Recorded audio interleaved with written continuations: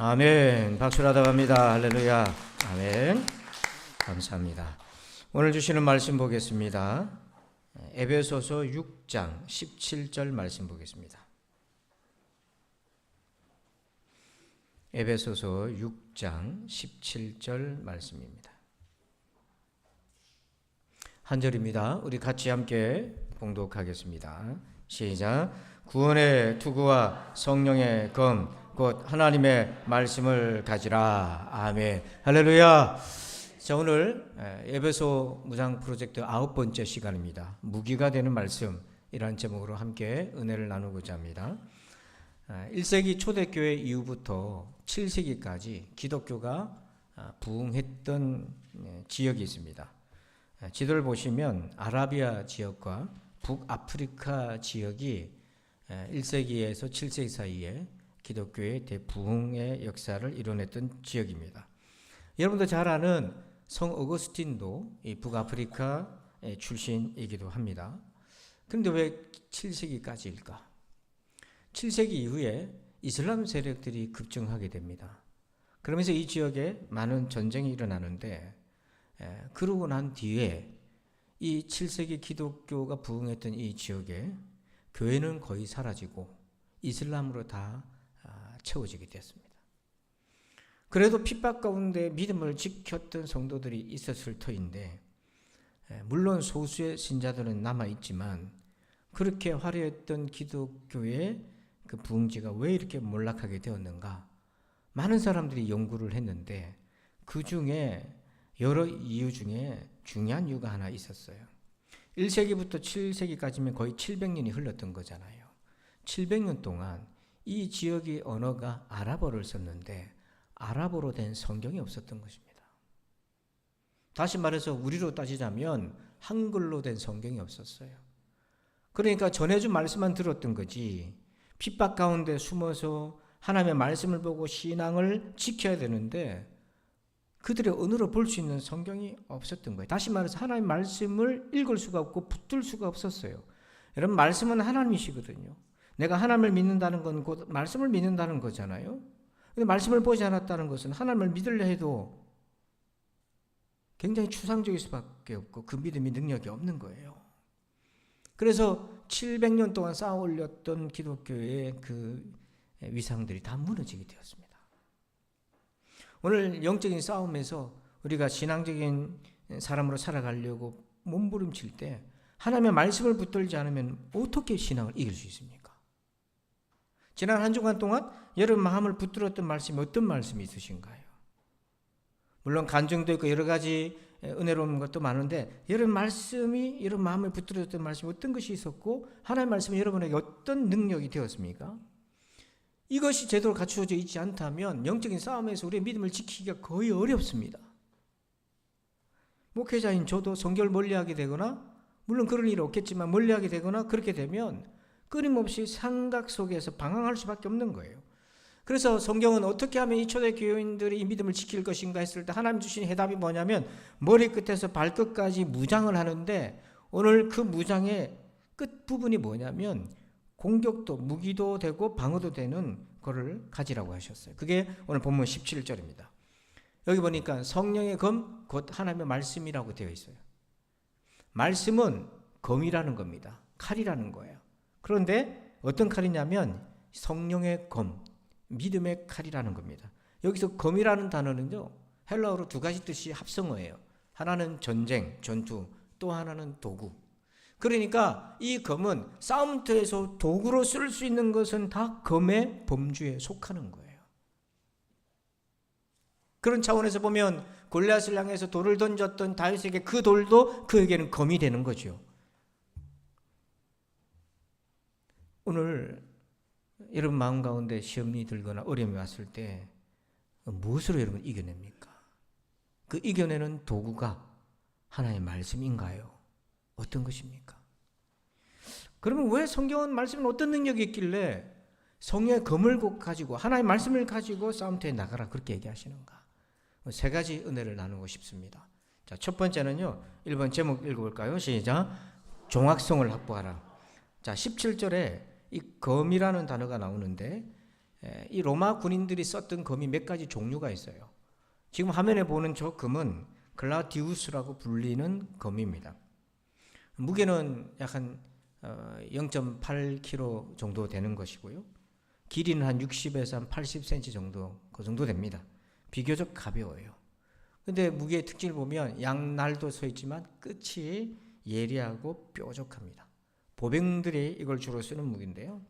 이것을 쓰는 전략 중에 하나가 뭐냐면 주로 이 칼을 가지고 쓰는 전술은 찌르기 공격입니다. 갑옷 사이를 뚫고 정확하게 급소를 찌르는 데 쓰는데요. 여기서 중요한 것은 정확성이죠. 여러분, 이걸 우리가 어떻게 신앙적으로 적용할 수 있습니까? 영적인 싸움에. 하나님의 말씀이 우리에게 무기가 되려고 할 때에 가장 중요한 기본적인 조건이 정확성을 가져야 돼요. 이게 무슨 말이냐면 하나님의 말씀을 바르게 이해해야 되는 겁니다. 하나님의 말씀을 바르게 이해하지 못하면 그건 영적 자해가 되는 거예요. 그것의 현상이 지금 널브러져 있는 이단과 사이비들이잖아요. 다 하나님의 말씀을 바르게 이해하지 못했고 사사로이 이해했고 왜곡했고 비틀었고 영적인 사기를 치었고 그렇게 해서 지금 정확성을 잃어버린 상태로 가고 있지 않습니까? 자기만 실족할 뿐만 아니라 주변 사람들까지 실족하게 만드는 거잖아요. 그런 사람들 보면서 우리가 혀를 차거나 혐오하거나 그러지 마세요. 나도 그럴 수 있다고 생각하셔야 돼요. 나도 그럴 수 있다. 얼마든지. 내가 그런 환경과 그런 사람을 못 만나서 그런 거지, 나 역시 내 주변에 그런 환경과 사람을 만났더라면 여러분 자신도 담담하게 그걸 이겨냈을 것이라고 말할 수 있습니까?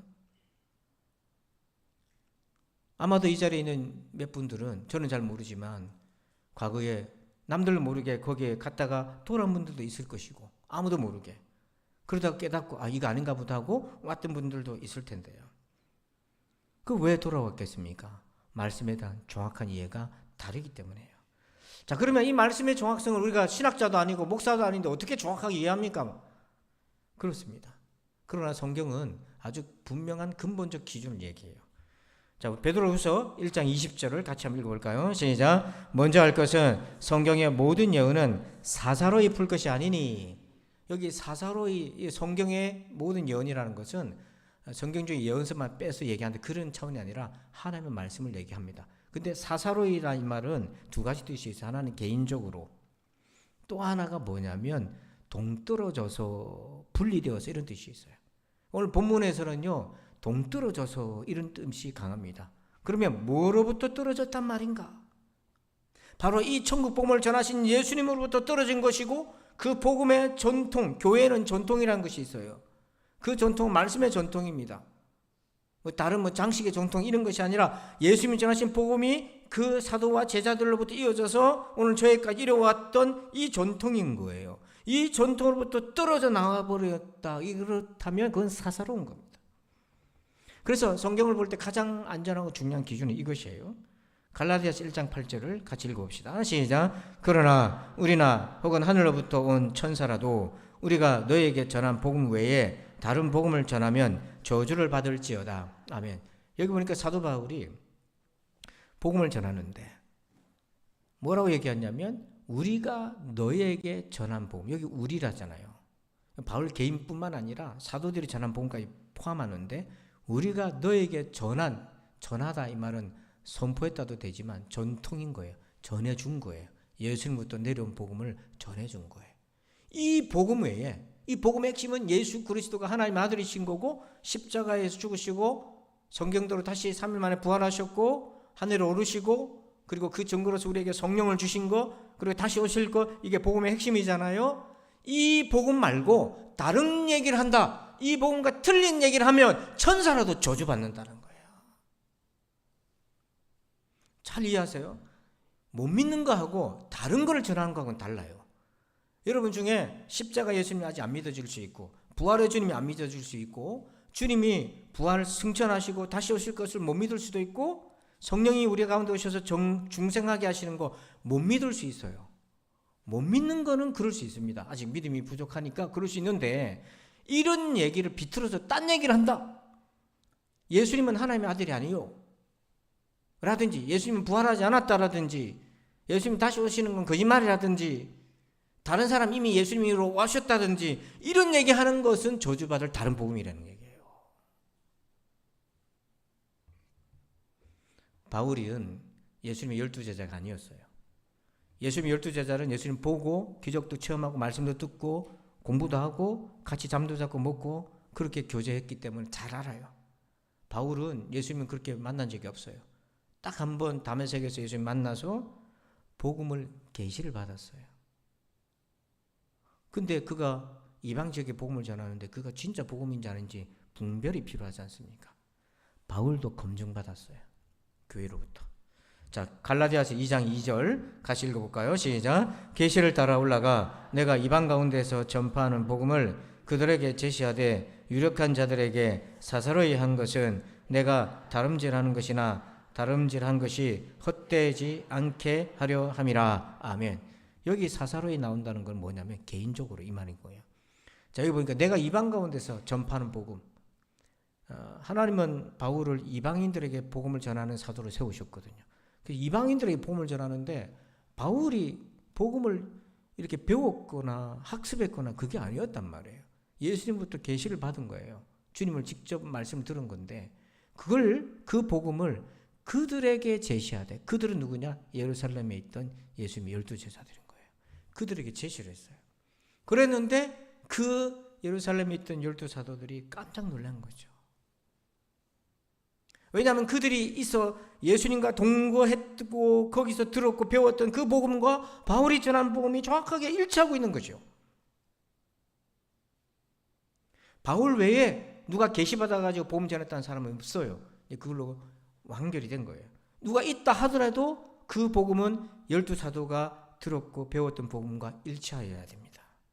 이거 외에 딴 얘기를 하면 안 되는 거예요. 다시 한번 말씀드립니다. 내가 못 믿는 거하고 다른 얘기하고 하면 틀린 얘기인 거예요. 차라리 못 믿겠다는 것으로 멈춰서 믿으려고 노력해야 되지, 못 믿는 걸 억지로 믿으려고 다른 걸 비틀어 가지고 왜곡하면 안 된단 말이에요. 초대교회에 지금보다 더 흉흉하게 이단들이 많았어요. 혼란이 너무너무 많았어요.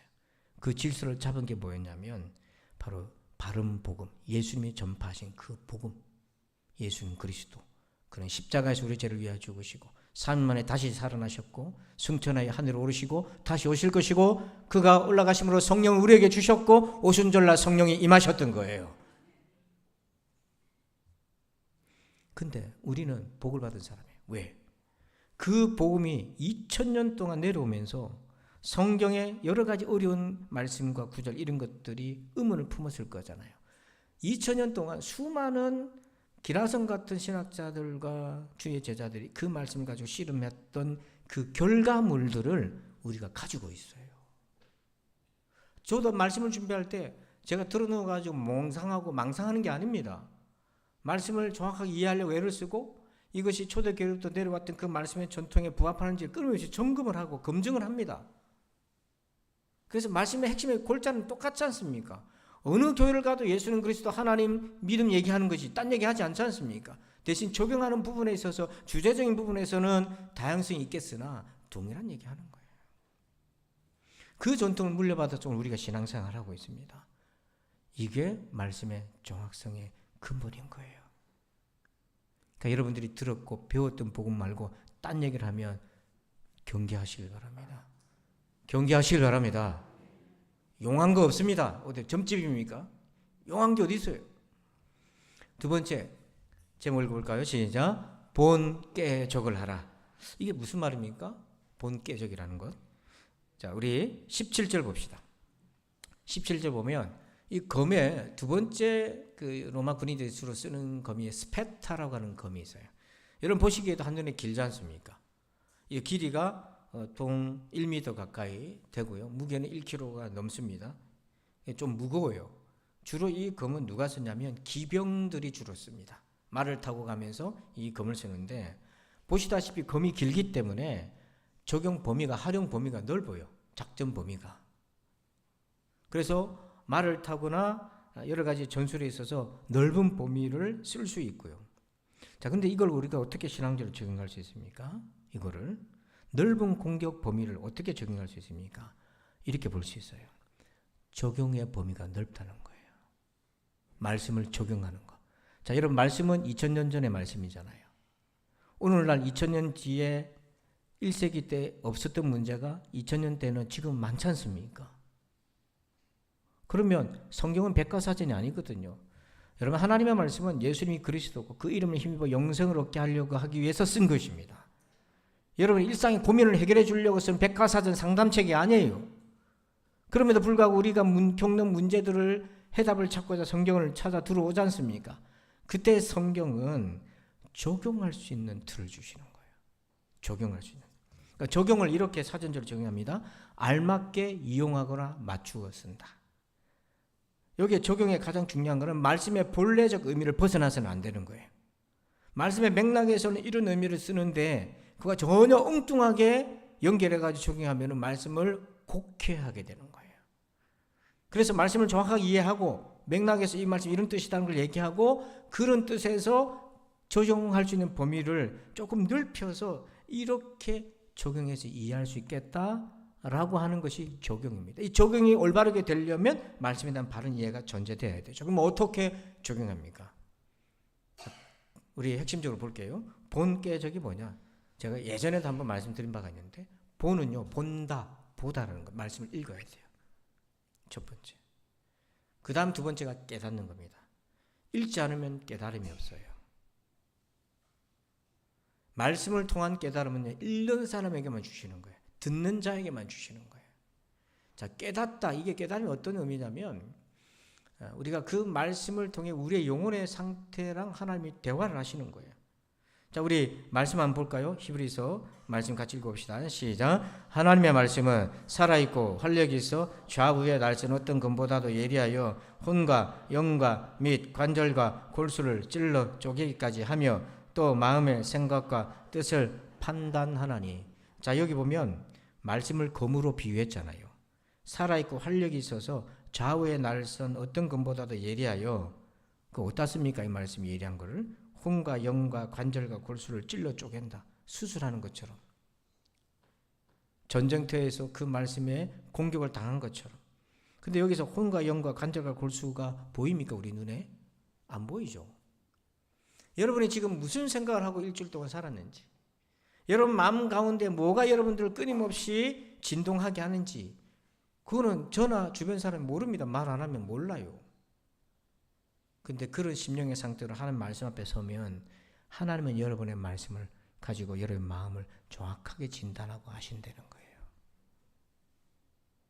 그래서 어떤 때는 말씀을 통해서 믿음이 갖고 싶지만 믿음을 갖지 못하는 자에게는 구원에 이르는 지혜를 주십니다.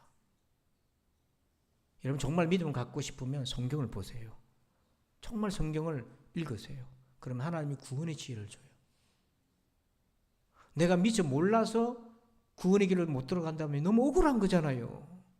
그 말씀을 알기만 하면, 그 하나님의 영적인 원리를 알기만 하면 믿을 수 있는 건데 몰라서 믿지 못한다면 너무 억울한 거잖아요.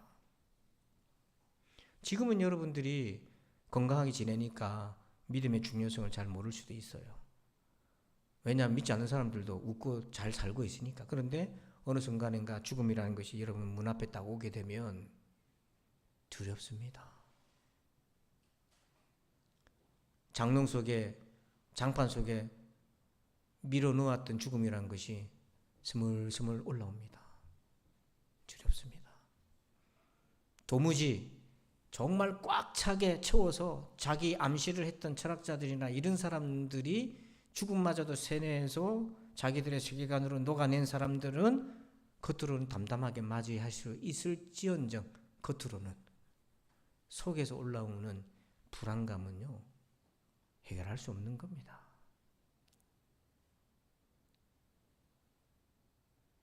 그래서 정말 구원을 얻고 싶으면 하나님의 말씀을 오셔서 구원에 이르게 하는 지혜를 발견하셔야 되고, 그 다음에 책망도 하시거든요. 분명히 내가 잘못됐는데 잘못된 줄 몰라요. 왜? 기준이 자기니까. 이미 우리는 선악을 알게 하는 기준, 그 열매를 내가 먹어버려서 내가 그 기준이 돼버렸으니까 내 생각으로 퉁 쳐버리니까 내 생각이 이게 옳으면 그냥 옳은 거예요. 근데 하나님 앞에 딱 서니까 그게 틀린 거예요. 내가 생각하는 옳다는 것 때문에 내가 실족해 왔던 거예요. 하나님이 그 잘못이야. 회개하게 하고. 또 바르게 하는 것은 나를 성숙하게 해주고. 하나님의 나라와 그 일을 위해 살아가야 되는데 그걸 몰랐을 때 말씀을 통해서 깨닫게 해주시는 겁니다. 그리고 그 다음이 이게 적용인데요. 깨달았으면 순종해야 되잖아요. 실천해야 되잖아요. 많은 사람들이 순종이라는 단어에 알레르기가 있어요. 그래서 실천 그러면 또 부담감을 가져요. 의무감을. 적용 그러면 조금 순화될까요? 핵심은 순종입니다. 그래서 말씀이 언제 능력이 되나? 한번 공식을 한번 볼게요. 짐 퀵이라는 분이 했던 공식인데요.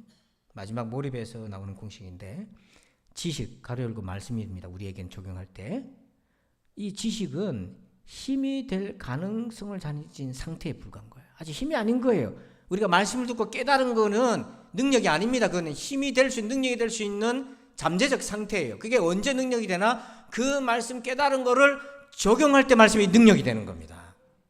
근데 우리는 속았어요. 어떻게 속습니까? 말씀을 듣고 은혜를 받은 거예요. 깨달은 거예요. 그게 말씀의 능력이라고 자꾸 생각하는 거예요. 아닙니다. 그거는 가능성의 상태고 깨달았다면 적용을 해야 되는 거예요. 순종을 해야 되는 거예요. 그때 변화가 일어나는 겁니다. 엄밀하게 말해서 예수 믿은 지 3, 40년이 지났는데도 아직 믿음이 안 자란다? 그럼 뭐가 문제지? 듣고 깨닫고 은혜는 받지만 적용이 안 되니까 변화가 더뎌지는 거예요. 근데 믿은 지 얼마 안 된 분들이 빨리 변화되고 이렇게 해가는 거 봅니다. 특징이 있어요. 제가 목회하면서 꾸준히 관찰하는 특징이 뭐냐면 적용을 잘합니다. 순종합니다. 해냅니다. 그러면 어떤 능력이 생기나? 한 단계 올라가게 돼요. 본인도 몰라요. 어떤 목사님이 눈이 굉장히 안 좋았어요. 8년 동안 수술을 미뤘습니다. 그러니까 여러분 8년 동안 점점 안 좋아졌다는 얘기잖아요. 왜 수술을 미뤘냐면 두려운 거예요. 왜? 이게 큰 수술이 되나서 시력을 완전히 잃어버릴 수도 있는 그런 위험한 수술이라서 그랬어요. 근데 이 목사님은 시각장애인들과 함께 사역을 하는 목사님인데, 그래서 의사가 계속 권유해도, 가족이 권유해도 두려웠어요. 무서웠어요. 8년간을 미뤘어요. 근데 어느 날 이제 다른 교회 헌신예배 설교를 갔습니다. 그때 설교 제목이 하나님의 은혜가 모든 상황에 충분하다, 이런 제목으로 설교를 했어요. 자, 하나님의 은혜가 모든 상황에 뭐하다? 충분하다. 그래가지고 성도들이 아멘하면서 그렇게 은혜를 받고 있는데 갑자기 이 목사님 말씀 가운데 큐티하면서 암송했던, 기도했던 말씀이 딱 생각이 나는데, 설교하는 도중에 성령께서 뭐라고 내적인 음성을 들려주셨냐면, 너는 성도들에게 거짓말하지 마라, 이러더는 거예요. 깜짝 놀랐어요. 속에서 얘기하시니까, 가끔 그런 경우가 있으니까 목사님 당황했는데, 설교를 하고 있는데 속에서 그러고 있으니까, 그래서 속으로 주님 다음날 얘기해 주시면 안 될까요? 지금 설교를 해야 되니까. 근데 더 강력하게 그 말씀을 통해서 책망하신 거예요. 너는 왜 성도들에게 거짓말 안 하냐? 그게 무슨 말씀입니까, 주님? 하나님의 은혜는 모든 상황에 충분하다며, 근데 왜 너만 빼고 있느냐? 성도들한테는 그렇게 충분하다고 말씀해 놓고서는 왜 너는 너의 눈 수술을 8년간 미뤄놓고 충분하지 않은 것처럼 두려워하고 그러고 있느냐? 그렇게 하나님이 꽉 책망을 하시더래요. 그래서 도저히 설교를 못해가지고 멈추고 본문을 멈추고 간증을 한 거예요. 그 즉석에서. 그랬더니 성도들이 은혜를 더 받네요. 예. 왜냐하면 그 자리에도 그런 사람들이 많았던 거죠. 그러고 나서 예배 마치고 8년간 미뤄놨던 수술하기 위해서 의사를 찾아갔는데 의사가 깜짝 놀라는 거예요. 8년 동안 안 하신다면서 갑자기 심경의 변화가 생겼습니까? 자기의 비밀이 있었죠. 그 얘기를 다 얘기는 하지 않았지만 하나님의 말씀을 적용했고 수술을 잘 마쳤고 시력을 잘 회복했습니다. 그때 말씀이 뭐가 되는 거예요? 능력이 되는 거예요. 변화의 힘이 되는 거예요. 마지막 세 번째 제목 읽어봅시다. 시작. 마음에 휴대하라. 자, 17절에 보면 구원의 투구 곧 투구와 성령의 검 곧 하나님의 말씀을 가지라. 이 검은 세 번째로 이 로마 군인들이 차고 있는 검이 푸기오라고 불리는 당검입니다. 옆에 허리에 차는 거죠. 무게는 약 500g 정도 됩니다. 비교적 가벼워요. 길이는 한 20-30cm 정도 돼요. 자, 이거는 주로 언제 쓰냐면 갑자기 기습을 받았거나 옆에 누가 혹은 육탄전을 벌이다가 긴 칼을 가지고 공격할 수 없을 때 육탄적 몸부림 속에 상대를 급소를 찌른다든지 혹은 갑옷을 다 입었으니까 갑옷의 틈새를 찌르는 무기로 그렇게 씁니다. 여기서 가장 중요한 특징은 언제든지 즉시로 빼어서 쓸 수 있다는 거고 늘 휴대할 수 있다는 거예요. 여러분 보십시오. 일상생활에서 이 칼을 들고 시장을 갈 수 있겠습니까? 다 위압기면. 그러니까 당금을 차고 가잖아요. 휴대할 수 있잖아요. 이거 우리가 어떻게 적용할 수 있습니까? 여러분 마음에 하나님의 말씀이 휴대하고 있나요? 구절을 다 못 외우더라도 구절을 다 암송을 못하더라도 그 내용만큼이라도 이런 마음에 간직하고 휴대하고 있느냐 하는 거예요. 이번에 다니엘 기도도 참 은혜로웠는데 19일차 간증자에 엠마오 교회에 한창수 목사님이 간증을 했어요. 대구 출신이고 대구에서 개척을 했는데 개척하는 게 참 어렵습니다. 근데 이분이 간증의 핵심은 개척을 했는데 잘 안 됐어요. 그러다가 성경 암송하는 장로님, 영훈학 장로님 만나서 암송하면서 하는 목회를 하게 되었어요. 그래서 아이들부터 암송을 시키고 어른들도 암송하고 부모들도 암송하고. 근데 그렇게 할 수 있었던 거는 개인적인 체험이 하나 있었어요. 너무 가난했어요, 이분이. 잠도 교회에서 도둑잠을 자고 밥도 제대로 못 먹고 너무 가난했어요. 근데 어느 날 집에 있는데 친구가 장수야 교회 가자. 교회 가면 필통 준단다. 그 얘기 들으니까 저도 웃음이 났어요. 아마 목사님하고 저하고 비슷한 또래인 것 같아요. 왜냐하면 저도 그 예수 믿을 때 그때 주일학교 때요. 성탄절에 필통 줬어요. 주로 언제 주나? 개근상으로 줍니다. 개근상으로. 지금 여러분 필통 그러면 인터넷 뒤지면 얼마나 좋은 게 많습니까? 그건 무엇이라고요? 근데 그때는 필통 하나 사기도 서민들은 어려웠어요. 정말 어려웠다고요. 그러니 필통에 눈이 동그래져가지고 일어나서 교회를 그 길로 다녔는데 오니까 권사님들이 잘해주잖아요. 밥도 주시오. 칭찬해 주죠. 그 주일학교 다니는데 성경구절을 암송하잖아요. 성경구절 외워야 밥도 주고. 우리 교회 오늘 점심 맛있는 거 했던데 호박죽을 아주 잘 썼는데 한 구절씩 외우면 주는 그런 거 하면 어떨까요? 그러면 저 뒤에서 인상이 벌써 쓰고 있습니다. 옛날엔 다 그랬는데 요즘 수련해가지고 외우면 밥 준다 그러면 애들이 안 먹어요. 그러고 말아요. 뒤에서 배달의 민족을 시켜 먹고. 근데 이분을 붙잡았던 말씀이 있었어요. 마태복음 6장 33절 같이 읽어볼까요? 시작. 그런즉 너희는 먼저 그의 나라와 그의 의를 구하라. 그리하면 이 모든 것을 너희에게 더하시리라. 아멘. 너무 가난해서 이 말씀을 교회에서 암송했고 주일학교 선생님 권사님이 알려줬는데 어떤 부분이 눈에 확 들어왔겠어요? 여러분이 정말 가난한 한창수였다면 이 모든 것을 너에게 여기 확 들어온 거예요. 앞에 하나님 나라 이거 모르잖아요. 주일학교가 뭘 알겠어요. 근데 이 모든 걸 더해 주신다니까. 진짜예요 권사님. 진짜예요 선생님. 그랬을 때 선생님이 글쎄 이러면 어떻게 합니까? 확신을 가지고 진짜야. 자기 간증과 경험이 있어야 되는 거 아니에요? 그래서 그걸 믿은 거예요. 순진하게 믿은 거예요. 순수하게 믿은 거예요.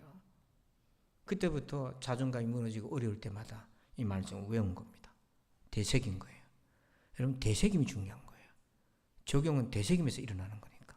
상황에 딱 부딪힐 때 되새기고 되새기고. 그래서 그 상황을 말씀으로 극복하고 해석하고 이해하는 거예요. 지난 19일 날 이 간증이 있었던 저녁인데요. 19일 날 새벽에 새벽기도의 본문에 계시록 1장 18절 본문이었어요. 거기 보면 곧 살아있는 자라 내가 전에 죽었었노라 볼지어다 이제 세세토록 살아있어 사망과 음부의 열쇠를 가졌노니. 자, 우리 빨간 글씨 한번 읽어보실까요? 시작.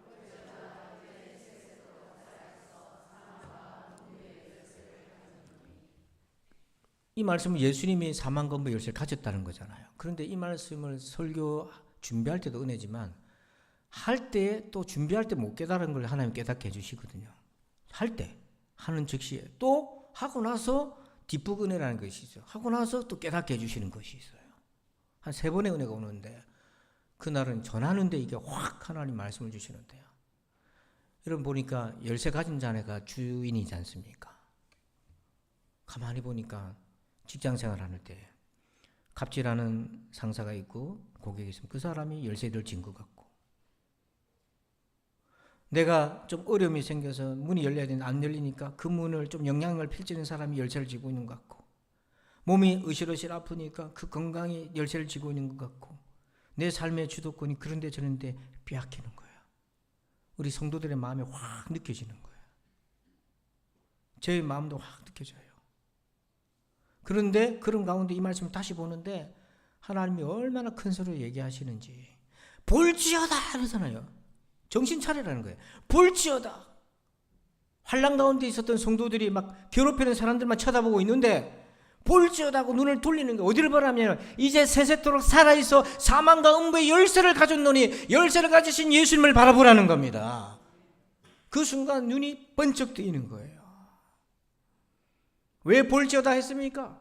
물질 문제 때문에 거기에 눈이 팔려있고, 갑질하는 사람 때문에 거기에 눈이 팔려있고, 어려운 문제가 있으니까 거기에 눈이 팔려서 그거밖에 안 보이는 거예요. 우리 시야가 좁아져 있어요. 그때 주님을 놓치고 있는 거예요. 그때 주님이 볼지어다, 이제 세세토록 살아있어 사망과 음부의 열쇠를 내가 가지고 있다.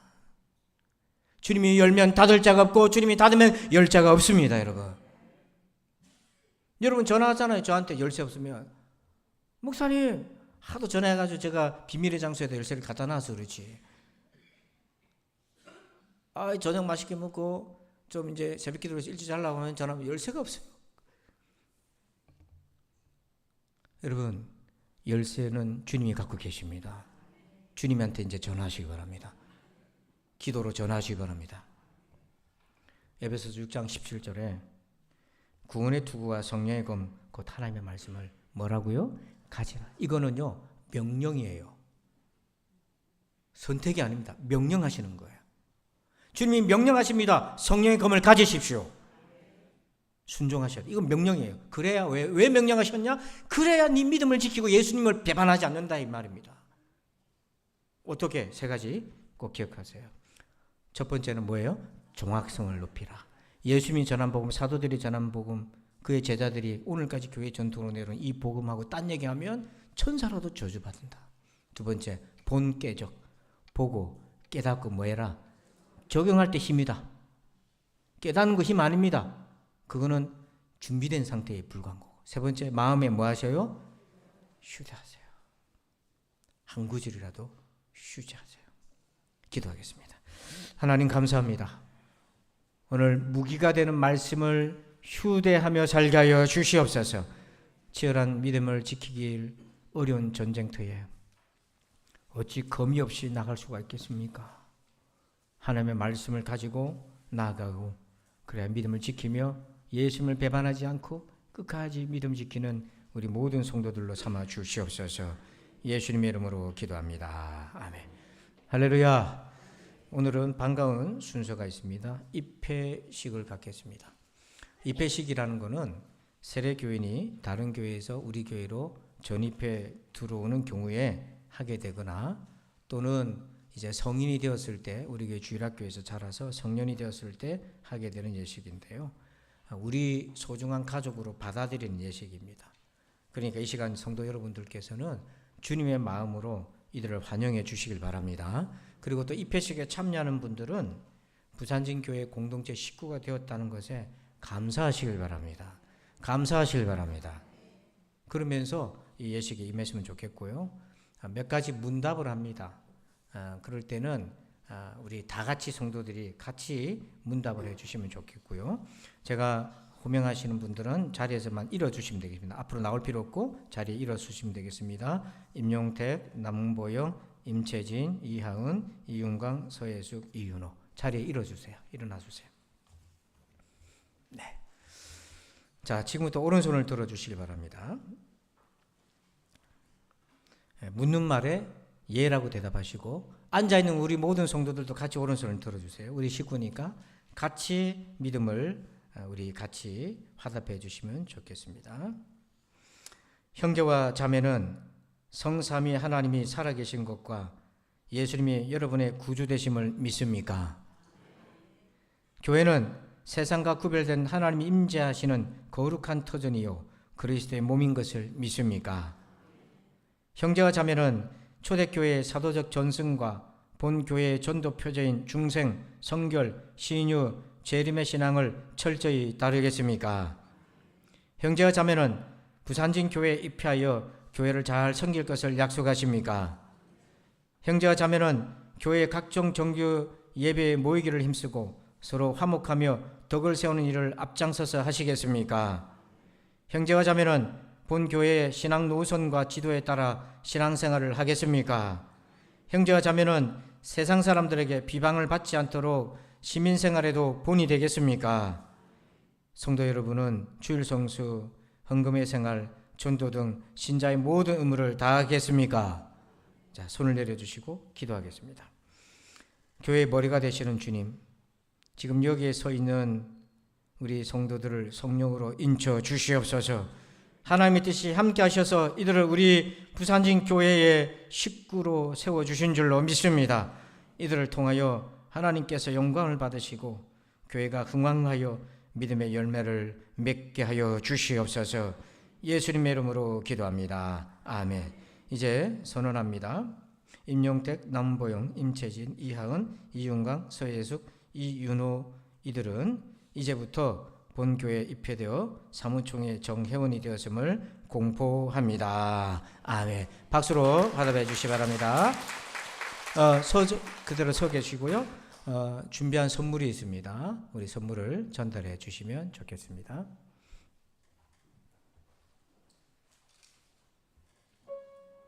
우리 다시 한 번 더 박수로 한번 축하해 주시기 바랍니다. 감사합니다. 자리에 앉아 주시고요. 고맙습니다. 이제 우리 다 함께 자리에 일어나시겠습니다. 일어나셔서 송령 1장으로 우리 예배를 마치겠습니다.